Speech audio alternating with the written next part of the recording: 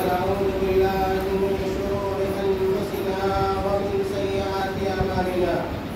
من يهده الله فلا مضل له ومن يضلل فلا هادي له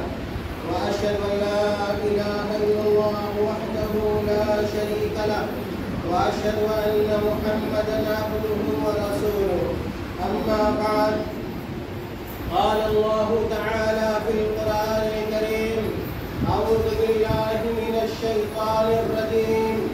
وإذ ابتلى إبراهيم ربه بكلمات فأتمهن قال إني جاعلك للناس إماما قال ومن ذريتي قال لا ينال عهد الظالمين. محترم حاضرین اور میری آواز سننے والی میری ماں اور بہنوں، آج بقرعید کا دن ہے جسے ہم اور آپ عید الاضحیٰ بھی کہتے ہیں، اور جس طرح عید الفطر مسلمانوں کے لیے خوشی کا دن ہوتا ہے، اسی طرح بقرعید کا دن بھی، عید الاضحیٰ کا دن بھی دنیا کے تمام مسلمانوں کے لیے بڑی خوشی کا دن ہے، اور ہم اپنی خوشی کا اظہار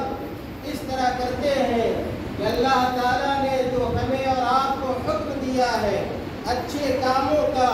ان کاموں کی ہم بجاوری کرتے ہیں۔ ہر حال میں ہم اور آپ اللہ تعالیٰ کو خوش کرنا چاہتے ہیں، اللہ تعالیٰ کو راضی کرنا چاہتے ہیں، اور اللہ رب العالمین کو راضی کر کے ہم اور آپ جنت کو حاصل کرنا چاہتے ہیں۔ اور یاد رکھیے کہ وہی انسان خوش قسمت ہے، وہی مسلمان خوش قسمت ہے جو اس دنیا میں رہ کر اللہ رب العالمین کو راضی کرنے کی کوشش کرتا ہے، اللہ تعالیٰ کی رضا مندی کو حاصل کرنے کی کوشش کرتا ہے میرے بھائیوں۔ اور وہ آدمی بدقسمت ہے، چاہے وہ مرد ہو یا یہ کہ عورت ہو، جو اس دنیا میں رہ کر اللہ رب العالمین کو ناراض کرتا ہے، اللہ تعالیٰ کو ناخوش کرتا ہے۔ میرے بھائیوں، اللہ رب العالمین کے کو راضی کرنے والے اعمال اور کام بہت زیادہ ہیں۔ جس طرح ہم نماز پڑھتے ہیں تو وہ بھی اللہ تعالیٰ کو راضی کرنے کا ایک طریقہ ہے، روزہ رکھتے ہیں وہ بھی اللہ تعالیٰ کو راضی کرنے کا ایک طریقہ ہے، زکوٰۃ دیتے ہیں وہ بھی اللہ تعالیٰ کو راضی کرنے کا، جنت کو حاصل کرنے کا طریقہ ہے۔ اسی طرح یہ ہم جو قربانی کرتے ہیں عید الاضحیٰ کے دن، اللہ کے نبی صلی اللہ علیہ وسلم کے حکم کے مطابق، اللہ تعالیٰ کے حکم کے مطابق یہ قربانی بھی اللہ تعالیٰ کو راضی کرنے والے کاموں میں سے ایک اہم ترین کام ہے۔ پیارے رسول صلی اللہ علیہ وسلم نے قربانی کی ہے۔ اللہ کے نبی صلی اللہ علیہ وسلم سے متعلق آتا ہے کہ اللہ کے نبی صلی اللہ علیہ وسلم نے بقرعید کے موقع سے 2 میڑے کی قربانی کی، 2 میڑے کی قربانی کی، اور جو دونوں میڑا وہ نہایت خوبصورت تھا۔ بتائیے چلا کہ اگر ہم قربانی کرنا چاہتے ہیں تو ہم اچھے جانور کا انتخاب کریں، چاہے وہ بکری ہو، چاہے کہ بکرا ہو، جو بھی جانور اگر ہم قربانی کر رہے ہیں، کوشش اس بات کی ہونی چاہیے کہ وہ جانور اور وہ قربانی کا جو خصی ہونا چاہیے وہ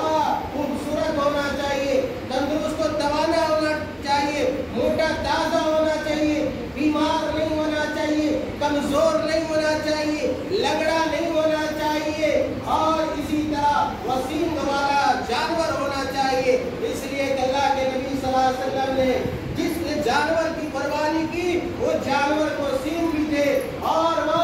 جانور خوبصورت جانور تھا، اور ایسا جانور تھا جس میں گوشت زیادہ ہوتا ہے۔ اور آج کا دن ہمیں ابراہیم علیہ السلام کو یاد کرنے کا دن ہے، اور یہی ایک بات میں یہ بھی عرض کر دوں کہ جس طرح ایک مرد اپنے قربانی کے جانور کو ذبح کرتا ہے، اسی طرح اگر کوئی عورت بھی اپنے قربانی کے جانور کو اپنے ہاتھ سے ذبح کرنا چاہے تو وہ کر سکتی ہے، اور یہ گناہ نہیں ہے یا یہ کہ شریعت میں منع نہیں ہے۔ اللہ کے نبی صلی اللہ علیہ وسلم نے عورتوں کو بھی قربانی کرنے کی اجازت دی ہے۔ میرے بھائیوں، آج میں نے آپ کے سامنے بڑی ہے۔ اللہ تعالیٰ نے قرآن کریم میں بار بار جگہ جگہ پر اپنے نبی ابراہیم علیہ السلام کا تذکرہ کیا ہے۔ وہی ابراہیم علیہ السلام جنہوں نے اپنے بیٹے کی قربانی پیش کرنے کے لیے حاضر ہو گئے۔ اللہ تعالیٰ نے جیسے کہا اے ابراہیم تو اپنے بیٹے کی قربانی کر، ابراہیم علیہ السلام نے اللہ تعالیٰ کو راضی کرنے کے لیے اپنے بیٹے کی قربانی کے لیے بھی تیار ہو گئے۔ اللہ تعالیٰ نے ابراہیم علیہ السلام سے متعلق کہا وَإِذِ ابْتَلَىٰ إِبْرَاهِيمَ رَبُّهُ، اللہ تعالیٰ نے ابراہیم علیہ السلام کو مختلف طریقے سے آزمایا۔ اور آپ یاد رکھیے ہم اور آپ مسلمان ہیں، مرد و عورت ہے، اور مسلمان اس دنیا کے اندر آزمایا جاتا ہے، مسلمان پریشان کیا جاتا ہے، مسلمانوں کو سلکوم کیا جاتا ہے، طرح طرح سے ستایا جاتا ہے۔ تو مسلمانوں کو گھبرانا نہیں چاہیے، مسلمانوں کو پریشان ہونا نہیں چاہیے، اس لیے کہ نبیوں کو بھی ستایا گیا ہے، نبیوں کو بھی پریشان کیا گیا ہے۔ اور یاد رکھیے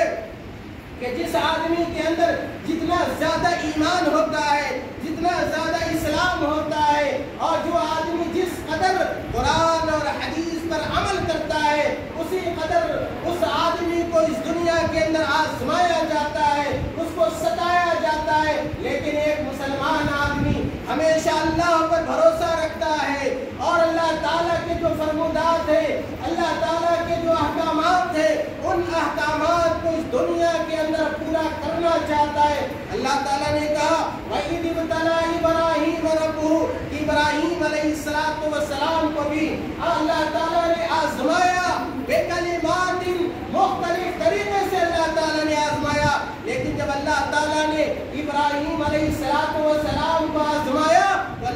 تو ابراہیم علیہ السلام اللہ تعالیٰ کی تمام آزمائشوں میں کامیاب ہو گئے، تمام امتحان پر ابراہیم علیہ السلام نے پاس کر لیا۔ فَأَتَمَّهُنَّ، اور مفسرین لکھتے ہیں کہ ابراہیم علیہ السلام کو جیسے جیسے اللہ تعالیٰ نے حکم دیا کہ یہ کرنا ہے، فوراً ابراہیم علیہ السلام نے اس کو کیا۔ آج ہم مسلمان ہیں، چاہے مرد ہوں یا ایک عورتیں ہوں، اللہ تعالیٰ کا حکم کچھ ہوتا ہے اور ان کا کام کچھ ہوتا ہے۔ اللہ تعالیٰ کہتا ہے نماز پڑھو، ہم نماز نہیں پڑھتے۔ اللہ تعالیٰ کہتا ہے روزہ رکھو، ہم روزہ نہیں رکھتے۔ اللہ تعالیٰ کہتا ہے کہ اگر تمہارے اندر استطاعت ہو، طاقت ہو تو بیت اللہ شریف جاؤ، حج کرنے جاؤ، لیکن ہم حج کرنے نہیں جاتے۔ اللہ تعالیٰ کہتا ہے کہ اگر تمہارے اندر استطاعت ہے، طاقت و قوت ہے تو قربانی کرو، لیکن ہمارے پیسے بینک میں ہوتے ہیں، ہم کیا اپنے پیسوں کو جمع کر کے رکھتے ہیں، گھر ضرور بناتے ہیں اور دکانیں ضرور کھول لیتے ہیں، مہنگی مہنگی گاڑیاں ضرور خرید لیتے ہیں، لیکن اللہ کے لیے اچھا کام ہم کرنے کی کوشش نہیں کرتے ہیں۔ دیکھیے ابراہیم علیہ السلام کو کہ جیسے حکم دیا اللہ تعالیٰ نے ویسے کیا۔ ابراہیم علیہ السلام نے کوئی حجت نہیں دی، یا ایک ابراہیم علیہ السلام نے کٹ حجتی نہیں کی۔ قال انی جاعلک للناس اماما، جب ابراہیم علیہ السلام نے تمام امتحانوں کو پاس کر لیا تو اللہ تعالیٰ نے سرٹیفکیٹ دیا اور کہا یا ابراہیم ہم تم کو دنیا کا امام بنا دیتے۔ بتائیے چلا کہ جو آدمی اس دنیا میں اللہ تعالیٰ کے احکامات پر عمل کرتا ہے، اللہ تعالیٰ کو راضی کرتا ہے، اللہ تعالیٰ دنیا کی سعادت مندی بھی اسے دیتا ہے اور آخرت کی کامیابی سے بھی اس کو ہمکنار کرتا ہے۔ قال انی جاعلک للناس اماما قال ومن ذریتی قال لا ینال عہد الظالمین۔ ابراہیم علیہ السلام کو اپنے گھر والوں سے بھی محبت تھی، اسی طرح ہمیں بھی اپنے بال بچوں سے محبت ہونی چاہیے۔ اگر بیٹا ہے بیٹے سے بھی محبت ہونی چاہیے، اگر بیٹی ہے اس سے بھی محبت ہونی چاہیے۔ آج ہم یہ دیکھتے ہیں کہ اگر بیٹا ہے، اگر وہ کہیں جا رہا ہے، بھٹک رہا ہے، گمراہ ہو رہا ہے،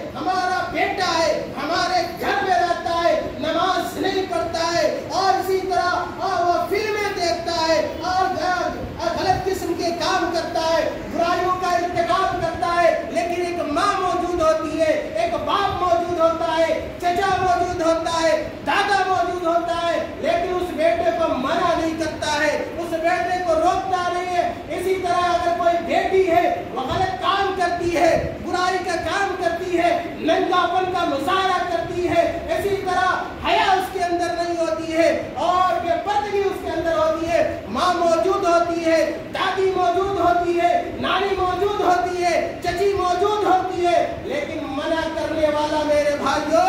کوئی نہیں ہوتا ہے۔ اور یاد رکھیے جب ہمارے بچے خراب ہوں گے، ہماری بچیاں خراب ہوں گی، اللہ کا عذاب ہو جائے گا، ہمارا معاشرہ خراب ہو جائے گا، ہماری بستی خراب ہو جائے گی۔ بستیوں کے اوپر اللہ تعالیٰ کا عذاب آ جاتا ہے جب جس بستی میں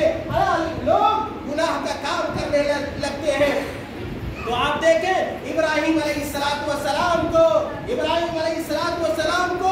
کہا ابراہیم علیہ السلام نے کہ اے اللہ تو مجھے اس دنیا کا امام بنا رہا ہے، میں چاہتا ہوں کہ میری اولاد میں بھی امام بنے، دنیا کا پیشوا بنے، دنیا کا رہبر بنے، دنیا کا